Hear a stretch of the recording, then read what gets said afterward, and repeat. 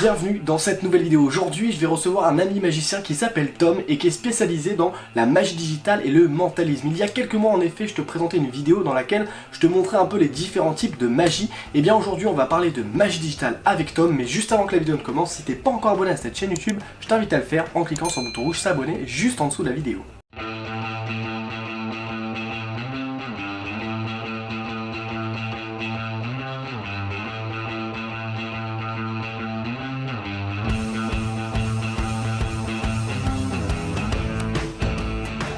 Alors Tom, salut, merci d'avoir accepté mon invitation. Alors Tom, tu as 29 ans et tu fais de la magie depuis que tu as 15 ans. Alors est-ce que tu pourrais te présenter pour celles et ceux qui ne te connaisseraient pas forcément encore?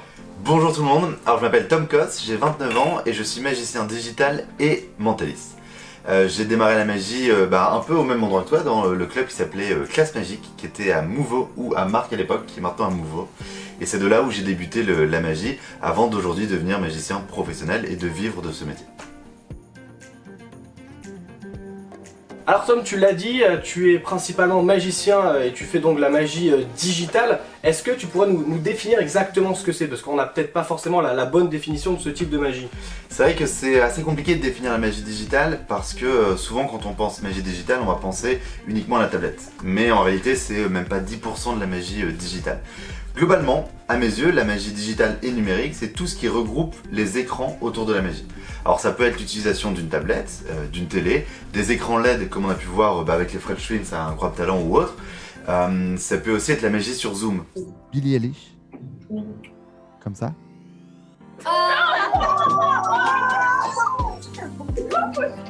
Celle qu'on va faire à distance parce qu'au final c'est du digital, on met en avant l'écran et on peut aussi faire alors la magie sur la télé c'est sûr. Globalement c'est tout ce qui intègre un écran dans un tour de magie. Un écran comme support, c'est-à-dire que tout ne se passe pas dans l'écran mais il est en plus du tour de magie. Ok, donc tu utilises en fait les technologies pour améliorer un peu la magie, c'est ça? Ouais, alors c'est pas améliorer la magie mais ce serait donner une autre vision de la magie. Okay. Et en fait c'est comme un paquet de cartes, on peut faire plein de tours avec un paquet de cartes, et avec un écran on peut faire plein d'autres tours aussi. Donc c'est un complément en plus, comme n'importe quel autre complément qu'on peut avoir dans la magie, que ce soit l'hypnose, le mentalisme ou tous ces trucs là. Alors Tom, prochaine question, est-ce que cette magie digitale elle est accessible à tous? Est-ce que tout le monde est capable d'en faire là en s'entraînant comme ça chez soi? Alors la réponse c'est oui. En fait tout le monde peut faire de la magie numérique, tout le monde peut faire de la magie digitale, ça demande quand même pas mal de compétences. C'est toujours mieux de savoir faire des montages vidéo, de savoir faire des montages photos et aussi de savoir coder. Parce que avec du codage, avec du montage vidéo, on peut emmener les effets un petit peu plus loin et on peut faire des trucs un peu plus incroyables. Parce que si on arrive à coder la bonne chose, quand on a un écran, quand on a une télé par exemple et qu'on veut sortir un objet, ça va être plus fluide. L'objet, on va dire, il va mieux sortir. Le fait de savoir bien faire le montage vidéo, donc de savoir un peu gérer tous les formats et tout ça, ça va permettre de s'adapter à toutes les tailles d'écran. Parce qu'en fait on s'arrête pas juste à un téléphone, juste à un iPad, mais on doit savoir faire tous les écrans. Donc oui, ça demande des compétences, mais c'est accessible à tous. Alors est-ce que toi tu crées tous tes effets ou est-ce que par exemple pour les débutants qui nous regardent, qui savent peut-être pas forcément coder, qui savent peut-être pas monter une vidéo, est-ce qu'il y a par exemple des applications ou des outils qui permettent de faire déjà des premiers effets sans vraiment trop de connaissances? Deuxième bonne nouvelle, oui, il y a déjà des applications qui existent, qui sont disponibles on va dire sur les Apple Store et je vais peut-être pas révéler tous les noms d'applications, mais il y en a des très classiques comme Card2Phone, sur iPhone je pense qu'il existe aussi sur Android. C'est déjà une première approche, parce qu'en fait ça va permettre de faire des petits effets hyper intéressants, et ça va permettre de mettre un premier pas dedans. Le problème c'est que ces applications là, elles sont bloquées que sur les téléphones, et elles sont pas personnalisables, on peut rien faire de plus. Du coup moi quand j'ai démarré la magie digitale, je me suis basé sur ces applications là, et j'en ai codé les nouvelles. J'ai fait en sorte de créer quelque chose qui me ressemblait parfaitement. Parce que lors d'un tour de magie, si on ne veut pas faire comme les autres, il faut un peu adapter les tours, il faut un peu essayer de mettre un trucage avec un autre, et l'application ne permettait pas par exemple de faire bouger un objet qui m'intéressait. Du coup j'ai dû le recréer. Donc oui, il y a quand même un peu de boulot là-dessus, même s'il y a pas mal d'applications qui existent déjà sur le marché, on va dire. Ok, donc il y a vraiment une base qui est déjà disponible mais qu'on peut pas personnaliser, et après si on veut aller plus loin, là c'est vraiment toi qui vas chercher tes propres effets. pour aller plus loin, il faut soit s'entourer de développeurs, mais ça coûte un peu, soit il faut acheter des licences auprès d'autres magiciens ou autres. Globalement, les tours de magie comme ça, on va pas, tu vois, tout à l'heure on parlait des écoles de magie, on va pas les trouver dans ces endroits-là. C'est plutôt dans les conventions de magie, dans les conférences. Ça va être en échange de magicien en magicien. Et ça c'est hyper important parce qu'aujourd'hui, dans le monde actuel avec YouTube, TikTok et tout ça, le secret il est pas caché en fait, il est vraiment visible pour tout le monde. Et une manière de protéger certains secrets, surtout en magie digitale, c'est de les échanger que entre nous. Après, à votre niveau, si vous voulez déjà aller sur Facebook, il y a plein de groupes en lien avec la magie digitale. Et ça, c'est canon parce que ça permet de connaître un peu les applications qui existent, ça permet un peu de voir ce que les autres magiciens font en digital. Et ça, c'est aussi une bonne approche pour aller vers la magie digitale. Ok, donc sur Facebook, on peut retrouver des groupes qui peuvent être une entrée dans la matière pour la magie digitale. Bon, on mettra tous les liens en description si vous voulez rejoindre ces groupes. Alors Tom, après tout ce que tu nous as dit sur la magie digitale, est-ce que tu aurais des conseils ou des petites astuces, des petits tips à donner à celles et ceux qui voudraient se lancer dans la magie digitale? Oui, alors il y a plein de conseils, il y a plein de choses à savoir avant de démarrer la magie digitale. Premièrement, il ne faut pas s'intéresser que à la magie parce que il faut aussi savoir comment fonctionne une caméra, comment fonctionne une tablette, comment fonctionne une télé. Il faut se renseigner et apprendre tout ce qui tourne autour du numérique, autour du digital. Alors il faut peut-être, à mes yeux, toujours c'est pas une ligne à suivre, bien sûr, c'est ce que moi on va dire j'ai fait pour apprendre tout ça. Donc j'ai écouté pas mal de podcasts en lien avec le numérique, sur les actualités de demain. Aujourd'hui, quand on pense à magie digitale, on pense forcément à la tablette, mais peut-être qu'on a déjà du retard avec la tablette, parce que aujourd'hui, il y a les hologrammes. Ensuite, il y a eu Zoom, la magie à travers les écrans. Et le fait, pour moi, d'avoir déjà eu des connaissances autour du numérique, en écoutant sur les podcasts, les reportages ou toutes ces choses-là, quand j'ai dû me mettre sur la magie sur Zoom, je savais déjà quel accessoire je devais avoir, je savais déjà quel décor je devais mettre en place. Parce que je l'ai entendu un jour, je l'ai écouté, je savais que ça allait peut-être pas me servir, mais un jour ça arrive au bon moment. Donc il faut vraiment être en veille, on va dire, et toujours écouter ce qui se fait dans le digital. Être au courant de ce qui va arriver demain dans le digital, c'est toujours arriver à se mettre à jour. C'est arrivé pour Zoom, mais peut-être que demain, ce sera avec le métaverse. Peut-être que demain on fera de la magie en casque virtuel. Donc le fait d'être au courant de tout l'univers autour de Facebook, autour de la métaverse, autour de tout ça, permet peut-être indirectement de se préparer un jour à faire de la magie dans le monde de la métaverse. Et donc suite à tout ce que tu nous dis là avec la réalité virtuelle, tout ce qui peut évoluer, est-ce que tu penses que la magie digitale c'est une magie qui peut prendre le dessus sur la magie qu'on connaît depuis de nombreuses années, que ça soit l'apparition des oiseaux, que ça soit les boîtes qu'on a vues depuis de nombreuses années? Est-ce que tu penses que la magie digitale peut passer devant cette magie? Non, pour moi la magie digitale ce sera toujours un support en plus d'un tour de magie. Et là récemment une convention j'ai vu qu'il y avait une grande illusion et à la place des boîtes ils mettaient des écrans. Donc en fait c'est un complément en plus du tour classique. Et ça remplacera jamais à 100% parce que la magie c'est aussi la beauté des objets. Tu vois ici il y a plein de cartes autour, il y a plein de petits objets. La magie c'est ça aussi, c'est choisissez une carte physique, c'est vous avez un livre, vous allez choisir un mot. Et ça remplacera jamais le numérique.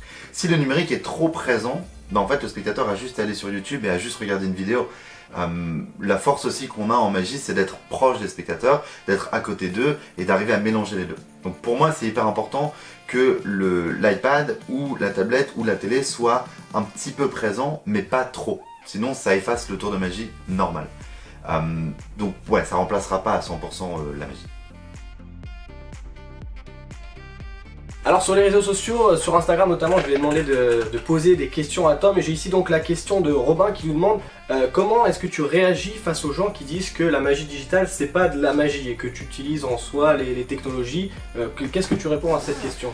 Alors déjà que c'est une bonne question parce que c'est vrai qu'on nous demande souvent quand on fait de la magie digitale est-ce que tu es en train d'utiliser telle application ou telle application? Et en fait à partir du moment où on me pose cette question c'est que j'ai loupé le tour. Ça veut dire qu'il s'est passé un truc dans ma routine qui fait que le digital a tellement pris d'importance que le spectateur s'est juste dit la seule solution c'est une application. Et dans un tour de magie, imaginons je vais faire un tour de carte et la carte va disparaître, elle va apparaître dans l'écran, je vais sortir l'iPad ou la tablette uniquement au moment où je vais faire apparaître la carte et ensuite je vais le ranger. Parce que si j'ai la tablette qui est tout le temps présente, au final c'est pas agréable pour le spectateur parce qu'il voit que la même chose. Donc pour éviter que les personnes se disent bon il est en train d'utiliser juste une application, il faut que la magie digitale soit furtive pas trop présente et soit vraiment un complément en plus d'un tour, mais ne remplace pas le tour complet. Alors la question suivante, c'est Clément qui nous demande combien d'années tu as mis avant de vraiment bien maîtriser la magie digitale. Alors, maîtriser totalement la magie digitale, c'est impossible parce que ça évolue tous les jours. Tous les jours, il y a des nouvelles technologies, il y a toujours des nouveautés qui vont arriver, il y a des mises à jour, il y a les hologrammes qui arrivent, il y a le métaverse, il y a toutes ces choses-là. Donc on ne pourra jamais maîtriser à 100%. Par contre, on peut toujours s'entraîner en ayant une première application. On parlait de Car2Fun tout à l'heure. Bah ça va. Vous prenez une pièce, vous mettez derrière, vous pouvez vous entraîner à faire ces mouvements-là, ça peut passer.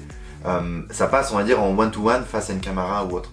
Par contre, le faire devant un public, c'est là où c'est compliqué. Parce qu'en fait, la pièce, il faut trouver le moment où on va la mettre derrière le portable. Si vous voulez faire apparaître un paquet de cartes, il faut trouver le moment où vous allez mettre le paquet devant, derrière ou autre. Et ça demande beaucoup de travail et ça demande juste de l'entraînement. C'est-à-dire que il faut juste essayer, prendre le portable, prendre la pièce, aller à un endroit, à essayer. Si ça marche, tant mieux. Si ça marche pas, c'est-à-dire qu'il faut peut-être changer les mouvements ou autre.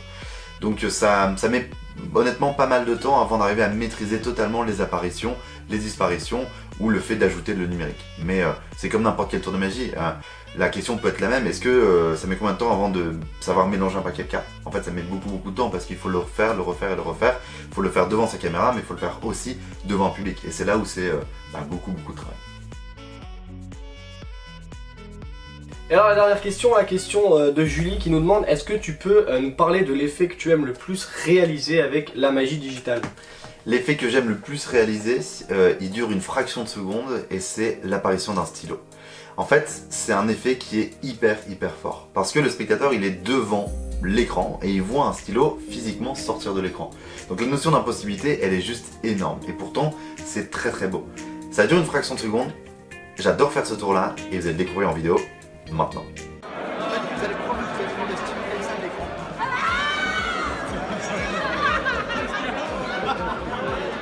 Et donc Tom, pour terminer cette vidéo, concrètement là, si derrière l'écran les abonnés veulent se lancer à la magie digitale, est-ce que tu peux nous résumer un petit peu les différentes étapes à suivre? Première étape, pour moi ce serait de prendre un téléphone, d'aller sur l'Apple Store et télécharger l'application Car2Fun. Ensuite il y a plein de petits paramètres à faire, donc vous allez voir c'est assez bien fait. Prendre une pièce et le faire, juste faire ça, prendre le téléphone, mettre la pièce derrière et faire ça plein de fois. Ça permet déjà de tester, de voir à quoi ça ressemble et si ça nous plaît.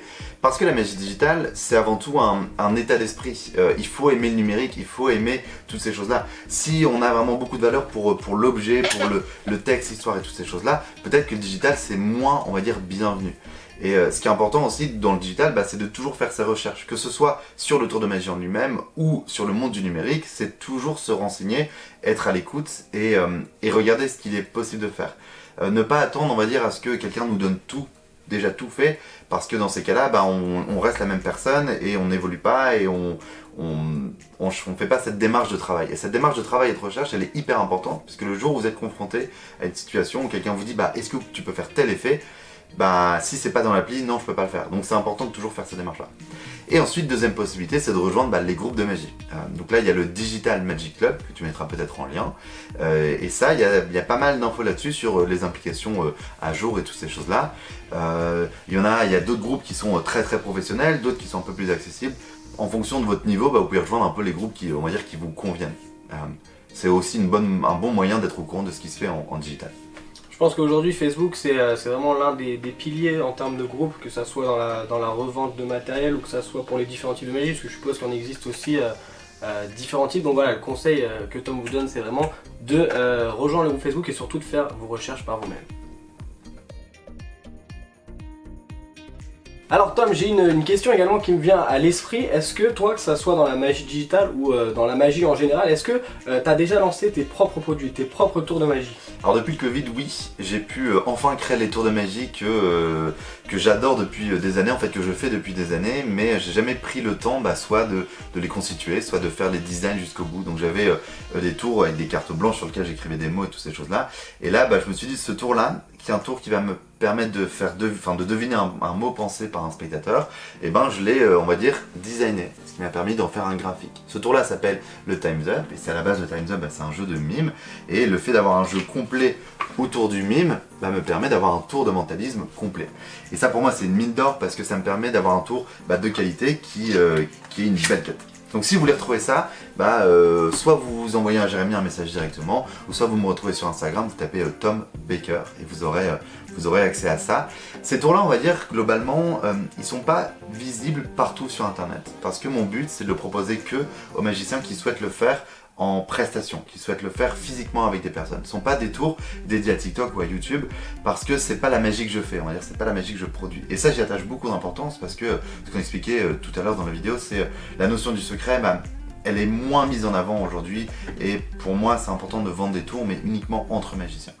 C'est pour ça que j'ai aussi créé un deuxième tour, que je fais tout le temps, qui s'appelle l'histoire des prénoms. Et là, on est plutôt sur un tour de divination de prénoms. De temps en temps, c'est pas facile de faire un pic ou ce genre de choses. Pic, c'est quand on devine une information pensée par un spectateur. Et ben là, ça permet de le faire, mais différemment et un peu plus rapidement. Donc j'ai plein de tours comme ça que je fais depuis des années, que je souhaitais produire, mettre en avant et rendre accessible aux magiciens qui souhaitent le faire en événement. Et donc là c'est toi qui as fait les designs de A à Z, parce que c'est vrai quand on regarde que ça soit l'histoire des prénoms ou que ça soit le Time's Up, là c'est vraiment quelque chose comme on pourrait retrouver dans les bibliothèques ou autres. Ouais. À proprement parler, on se rend pas compte que c'est un objet magique. Ouais, en fait c'est vrai que quand on regarde tous les objets magiques, on dirait des vrais objets. Un livre de mentalisme, ça va être un vrai livre. Et ben là je voulais partir un peu de ce principe-là. Je voulais me dire, les tours que je crée, pour un spectateur, il pourrait se dire bah oui c'est un tour qu'il a acheté à la Fnac. Et ça c'est hyper important parce qu'on élimine toute notion de trucage et toute notion de secret si l'objet il ressemble parfaitement à un objet de la vie de tous les jours. Écoute Tom, merci d'avoir répondu à nos questions, merci de nous avoir éclairé sur la magie digitale. Où est-ce qu'on peut te retrouver prochainement ou même sur les réseaux sociaux? Et bah déjà, merci Jérémy de m'avoir contacté pour vous présenter un peu la magie digitale, pour vous présenter ma vision de la magie digitale qui va être différente en fonction de chaque magicien. Et si vous voulez me retrouver, vous pouvez me retrouver sur Instagram, vous tapez Tom Baker, on va dire pour la partie public magicien, et Tom Kos pour la partie grand public. Alors je dis grand public, mais globalement je fais de la magie que en événementiel. Vous me verrez pas très rarement à la télé, ou vous me verrez pas dans un théâtre avec un spectacle tourné à mon nom. Parce que c'est de la magie qui demande une autre approche, qui demande un travail à temps plein sur le côté magie théâtrale. Dans les événements, c'est une magie un peu différente. Et c'est ça aussi un autre truc qu'on n'a pas dit pendant la vidéo, c'est chaque magicien va un peu choisir sa magie en fonction de sa personnalité et en fonction de son domaine de compétences et d'activité. Merci à Tom d'avoir accepté mon invitation, de nous avoir apporté son expérience, son savoir-faire sur la magie digitale. Évidemment, vous retrouvez tous ces liens en description, que ce soit sur les réseaux sociaux, mais également tout ce dont on a pu parler pendant la vidéo, que ce soit l'application Card2Phone ou également le groupe Facebook. Tout est dans la description. Nous on se retrouve mercredi à 17 h sur cette chaîne YouTube dans une vidéo dans laquelle on va analyser le numéro de Smoolini. Je vais te donner tous les petits conseils, toutes les petites astuces qui ont fait que son numéro a fait un carton à American's Got Talent. Donc si t'es pas encore abonné à la chaîne YouTube, je t'invite à le faire en cliquant sur le bouton rouge et surtout à activer la cloche pour recevoir la notification de la vidéo. C'est mercredi à 17 h. Et puis tu peux également recevoir les emails que j'envoie quotidiennement pour apprendre la magie, des petits conseils que je donne, des tutos, des explications que je ne dévoile pas sur YouTube. C'est en description, recevoir les emails secrets, c'est totalement gratuit. Et en plus en t'abonnant à cette liste mail, d'ailleurs tu pourras te désinscrire quand tu le souhaites, mais en t'abonnant à cette liste mail tu reçois gratuitement la formation Le Kit du Magicien. Tous les liens sont en description. Je te souhaite un bon entraînement et on se dit à très bientôt. Ciao.